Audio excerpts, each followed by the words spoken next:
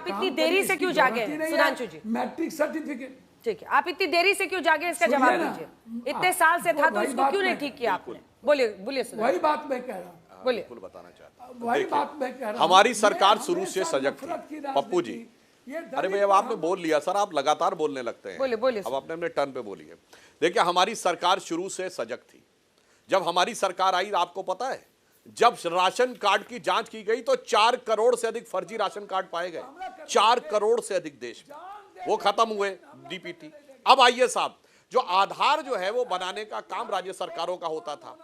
अनेक राज्यों में इस ढंग की खबरें आई, जहां विपक्ष की सरकारें थी। ये हुआ तो हमारी सरकार ने कहा साहब ऐसा है, आधार को बायोमेट्रिक से कनेक्ट कर देते हैं। अब इसमें कोई घपले की गुंजाइश नहीं रहेगी कि एक राज्य से आदमी आधार लेके जाकर दूसरी जगह पे अपना आधार कार्ड चेंज करा लेगा। तो साहब इन्होंने हल्ला मचा दिया जब हमने कहा कि एनआरसी लाएंगे और बायोमेट्रिक के द्वारा आधार कार्ड से पारदर्शिता आ जाएगी कि जो व्यक्ति जहां रजिस्टर्ड है वो भारत में कहीं भी जाएगा, उसके बायोमेट्रिक्स उसके साथ होंगे, ये पता लग जाएगा कि इससे पहले कहां का वोटर था। मगर इन लोगों ने उसके खिलाफ हल्ला मचा दिया। और अब जैसे ही किसी देर राज्य में चुनाव आता है, चुनाव आयोग मतदाता सूची को देखता तो ये फैक्ट सामने आता है, तो समझ में आ जाता है। तो जो आप आरोप लगाते ना कि महाराष्ट्र में चले गए थे, तो वो भी नहीं हो पाता।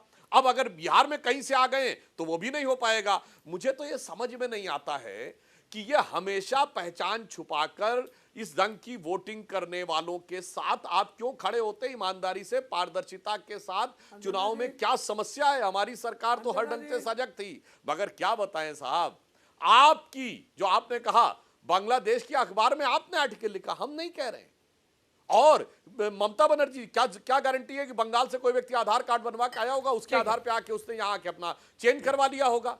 तो जब ये चीज प्रकाश में आएगी तो देखिए ये कैसा तर्क है अंजना जी।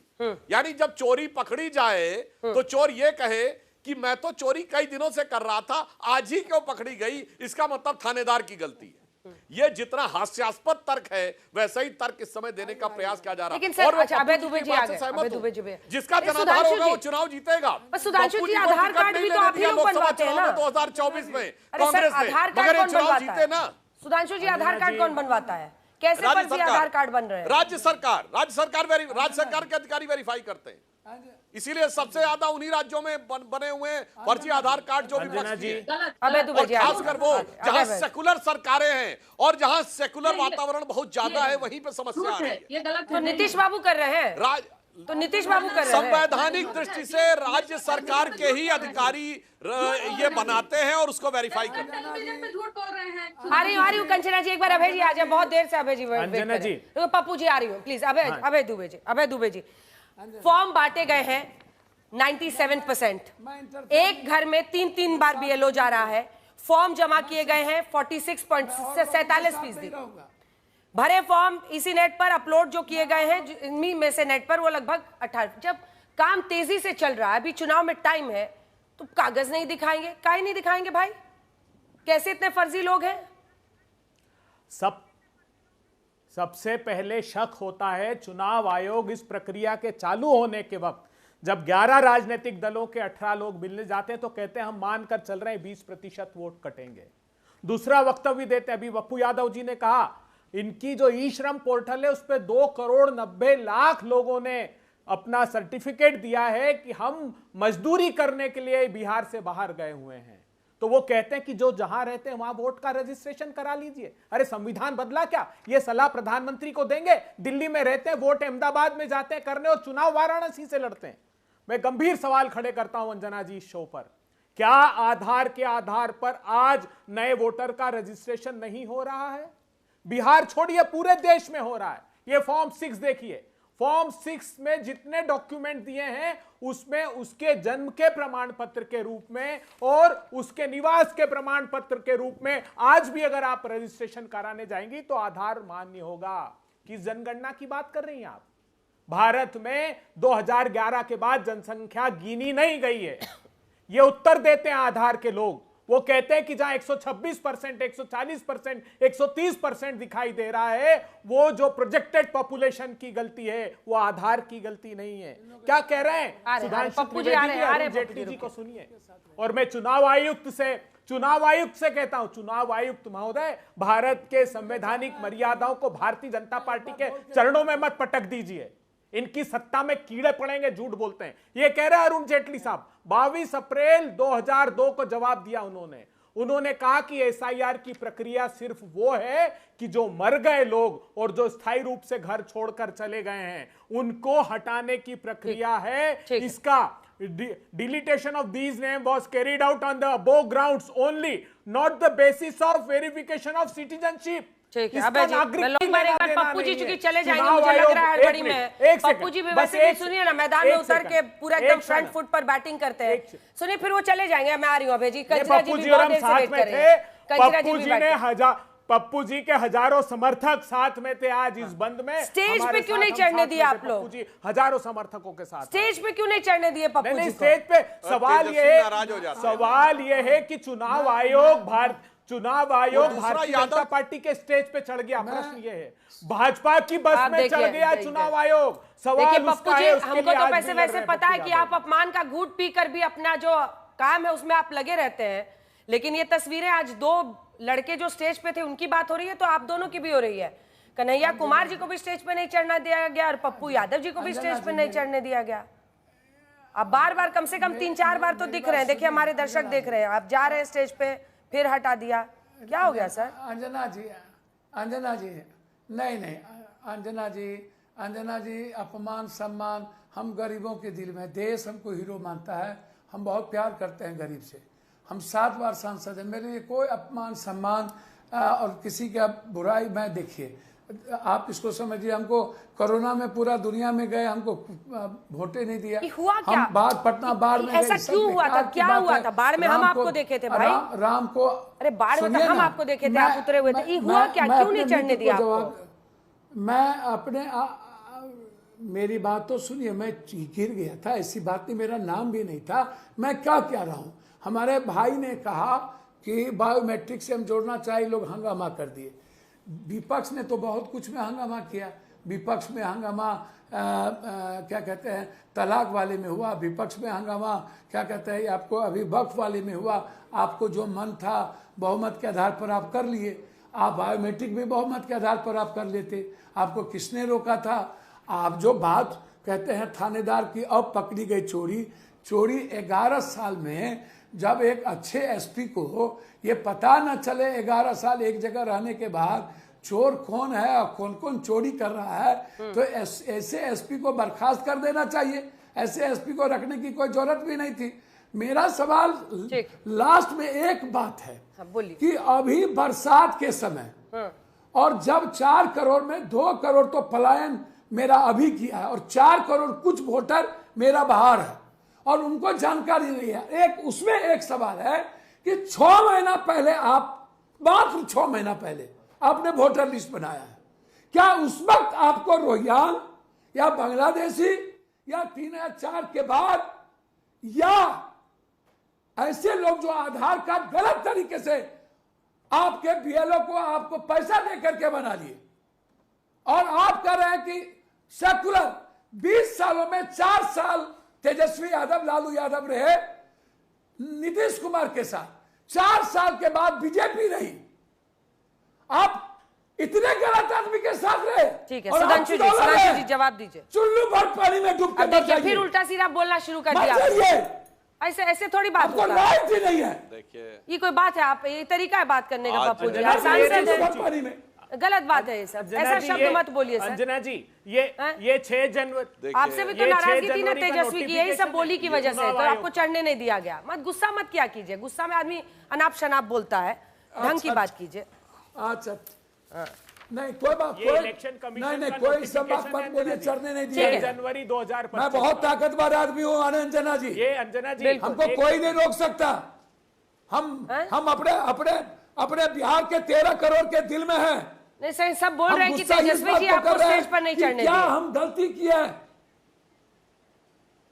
अरे तेजस्वी जी कौन होते हैं? पप्पू यादव जब एमएलए बना था तो तेजस्वी पैदा नहीं हुए थे। ये देखिए, बिल्कुल तेजस्वी जी अंजना कौन जी होते ये हैं हमको राहुल गांधी कहते से कहते रोकने? दिल की बात जुबान पे आई। बिल्कुल सही बात है, कोई दूसरा जनाधार वाला यादव मंजूर नहीं है साहब, वरना वो जो गरीब गुरबा के नाम पे राजनीति करने वाले बिहार के प्रथम परिवार के जमीन खिसक जाएगी साहब। इसीलिए मैं समझ सकता हूं पप्पू यादव जी को इस समय जो दिल में लग रहा होगा, उनके मुंह से जो निकल गया अंजना जी, मैं उसको बुरा नहीं मानता हूं।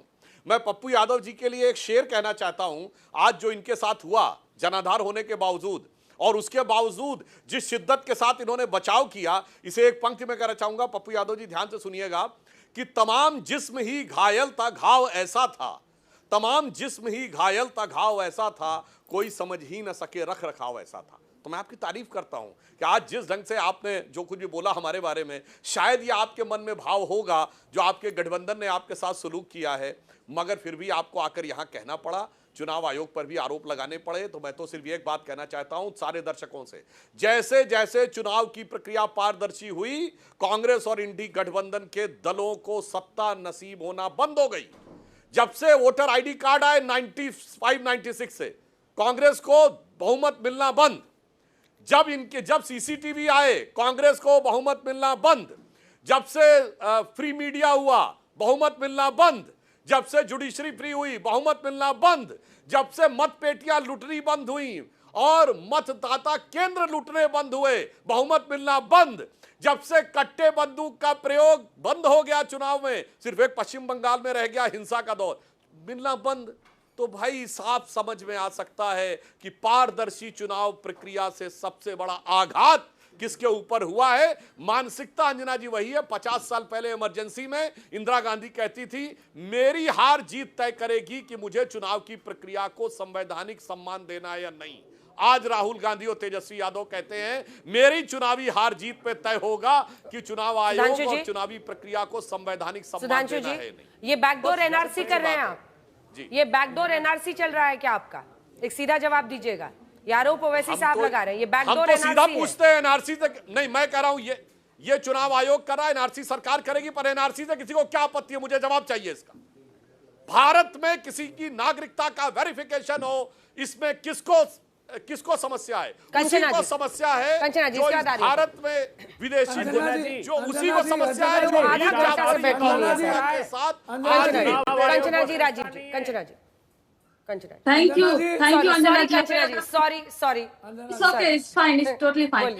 अंजना जी, आपने बहुत सारा अभी डेटा दिखाया, अपने सेचुरेशन, आधार कार्ड का सेचुरेशन डेटा दिखाया। मैं भी आपको एक डेटा बता देती हूँ। 31 मई 2021 को ही इसी आधार कार्ड के UIDAI ने एक डेटा रिलीज किया था, जिसने बताया था कि दिल्ली में जो पॉपुलेशन है वो 213 लाख है, लेकिन यहाँ जो टोटल आधार कार्ड नंबर है ना, वो 227 लाख है। तो अभी दिल्ली में चुनाव हुए, भारतीय जनता पार्टी की सरकार बनी, आप क्या कहेंगी? 106% सैचुरेशन है आधार कार्ड का दिल्ली में, और सरकार किसी की बनी? भारतीय जनता पार्टी का।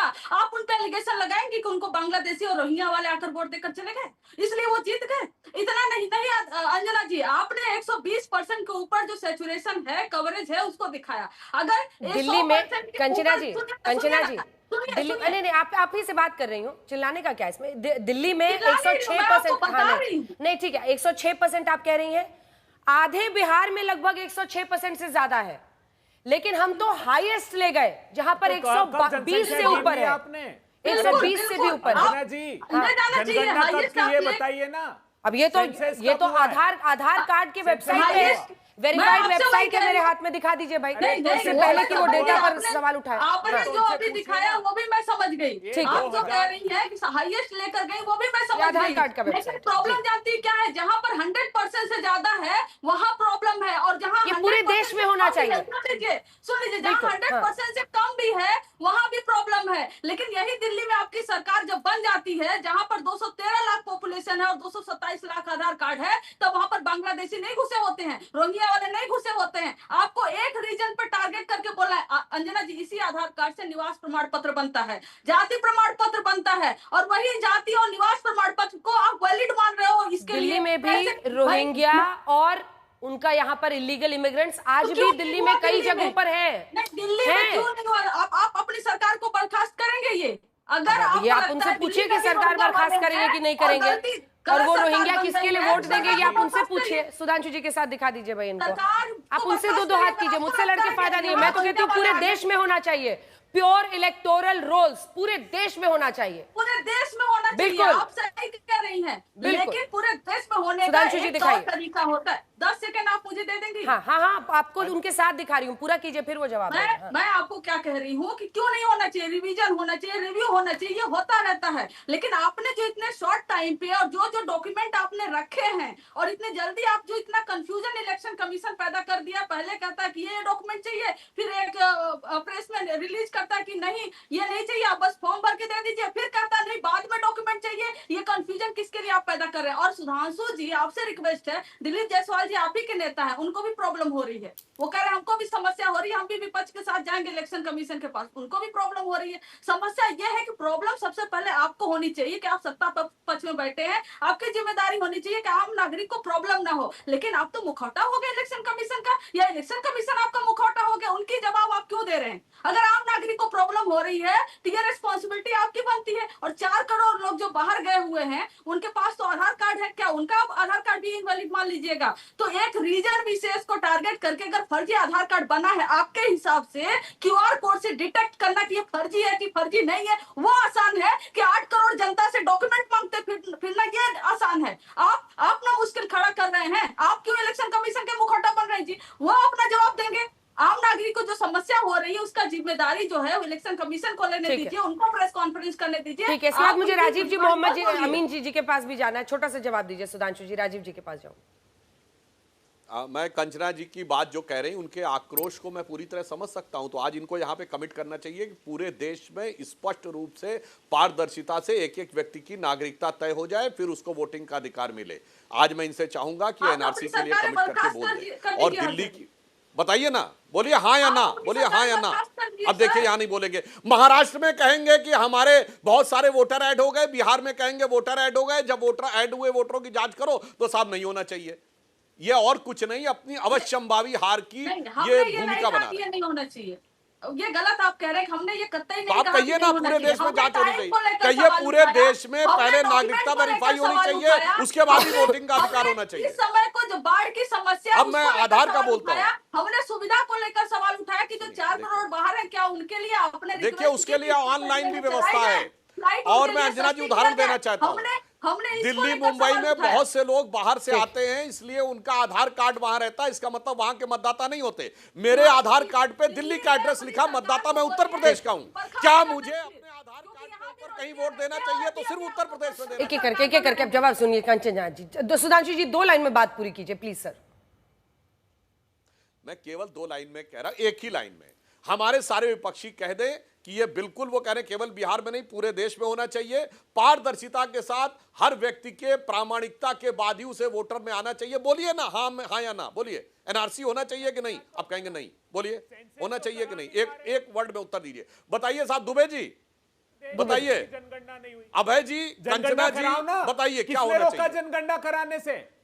अरे सेंसस अरे अभी क्यों तो नहीं मैं करा आधार रहे कार्ड हो? जनगणना तो बताओ, हो रही है। विश्व का एकमात्र देश है। चलिए, 2011 की जनगणना के आधार के ऊपर इसलिए कि 2011 जांच होनी चाहिए कि नहीं, बेशर्मी तो आपके अंदर है। जनसंख्या के आधार पर जहां सबसे ज्यादा घुसपैठी है वहां कांग्रेस की सबसे बड़ी जीत। राजीव जी। डुमरी बरपेटा, करीमगंज, मालदा। अमित शाह अच्छा, साहब सुनिए, ने मैं- अमित शाह मैं साहब ने अंजना जी, घुसपैठ करा दी। एक लाइन बोलिए बोलता आप, हूं। गृह मंत्री तो वो अंजना जी, है। एक लाइन। रिस्पॉन्स देखिए, ये जो है हमको पता है। राहुल गांधी की जो यात्रा मणिपुर से निकली थी, यहाँ पर मैं सिर्फ दर्शकों ये से कहता हूं बिहार में जाकर जो उसके आए हैं, फोटो देखिए, वो सिर्फ कांग्रेस हिंदू प्रवक्ताओं के मुसलमान ट्वीट के लिए। देखिए। ये सबसे चुनाव ज्यादा आयोग भीड़ उन के इलाकों में जहां पे भारतीय बांग्लादेशी घुसपैठियों की संख्या सबसे ज्यादा मानी जाती है। इनके प्रवक्ताओं ने ट्वीट किया है, लुक एट द क्राउड सबसे ज्यादा उन्हीं इलाकों में, आसाम और बंगाल के, जहां सबसे ज्यादा घुसपैठिए थे। दर्द समझ में आ राजीव रहा है। जी। फिर मैं कह रहा हूं, वोटर टर्नआउट बढ़ाने के लिए पैसा विदेश से, वोटर बांग्लादेश से। बस ये पोल का खोल ना खुल जाए। देखिए इससे अगर घबरा राजीव रहे जी ये खास तौर पर जी को दे दीजिए। नहीं सर, राजीव जी माफ कीजिएगा, मुझे एहसास है बहुत देर मैंने आपको बिठाया, मैं आ नहीं पाई हूँ, माफी के साथ आपके पास आ रही हूँ। सर देखिए, आपकी पॉलिटिक्स अलग है, बीजेपी की पॉलिटिक्स अलग है। आपको इस बात का एहसास हो रहा है कि जो लार्जर मैसेज जा रहा है वो आपको नुकसान पहुंचा सकता है, क्योंकि मुस्लिम मतदाता आपको भी वोट देते हैं, उतने नहीं देते हैं जितने आरजेडी को देते हैं। कई बातें कोशिश की जा रही है, फैलाई जा रही है। लेकिन एक बात तो समझ लीजिए, हमारी जमीन कितनी मजबूत है। अभी स्ट्राइक रेट हमारा लोकसभा में 75% का है। 40 सीटें बिहार में है, 40 हमने लड़े और उसमें 30 हम लोग जीते। बाई इलेक्शन में 100% स्ट्राइक रेट। 4 बाई इलेक्शन थे और चारों की चारों सीटें हम लोगों ने जीती। 3 सीटें तो अपोजिशन की थी। तो जमीन सरकने का सवाल नहीं है। और जो बार बार इनकी ओर से कहा जा रहा है कि इन्हें डर है कि इनकी सरकार नहीं बन पाएगी, इसीलिए ये सारा कुछ किया जा रहा है। देखिए, फायदे नुकसान से ज्यादा महत्वपूर्ण है कि आपने ग्राफिक्स के जरिए आधार को लेकर के भी बहुत सारी बातें कही, मैं उसको दोहराऊंगा। इतनी बात तय है कि सुप्रीम कोर्ट ने भी कहा नागरिकता का प्रमाण पत्र वो नहीं मानते। सुधांशु जी ने कहा, खुद का उदाहरण दिया कि वो दिल्ली के आधार, दिल्ली में उनका आधार है और मतदाता उत्तर प्रदेश के हैं। तो इतनी सारी विसंगतियां जहां है, तो निसंदेह इलेक्शन कमीशन को लगातार हमने देखे अनेक सुधार हुए। कई बार टीएन सेशन का दौर भी है, बहुत लोगों को वो पसंद नहीं आया, लेकिन चुनाव अच्छे से हुए, वो सरकार जिसकी भी रही हो। लेकिन निसंदेह समय समय पर कई अच्छे प्रयोग हुए। ये प्रयोग भी लोकतंत्र को सशक्त करे। और मतदाता और नागरिकता के बीच का जो फर्क है, उससे बाहर देश को निकलना होगा। दुनिया के किसी मुल्क में